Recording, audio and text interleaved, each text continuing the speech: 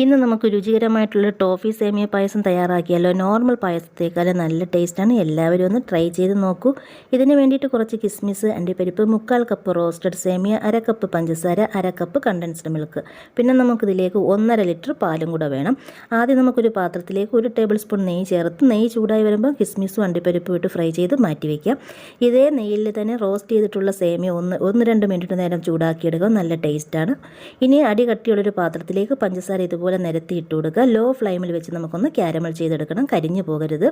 ഇതിലേക്ക് നമുക്ക് 1/2 cup condensed മിൽക്കും കൂടെ ചേർത്ത് ഒന്ന് മിക്സ് ചെയ്തിട്ട് പാല് ചേർത്ത് കൊടുക്കുക. ഞാനിവിടെ 5 കപ്പ് പാലും 1 കപ്പ് വെള്ളമാണ് ചേർത്ത് കൊടുക്കുന്നത്. പാല് ചൂടായി വരുമ്പോൾ ഈ കട്ടകളൊക്കെ മിക്സ് ആയിട്ട് വരും കേട്ടോ. ഇതിലേക്ക് നമുക്ക് സേമിയയും കൂടെ ചേർത്ത് ഒന്ന് മിക്സ് ചെയ്ത് കൊടുക്കാം.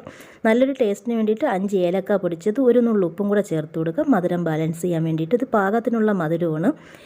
അങ്ങനെ ഒരു 10 മിനിറ്റ് നേരം തിളപ്പിച്ചെടുക്കുമ്പോൾ രുചികരമായിട്ടുള്ള നമ്മുടെ ടോഫി സേമിയ പായസം റെഡിയായി.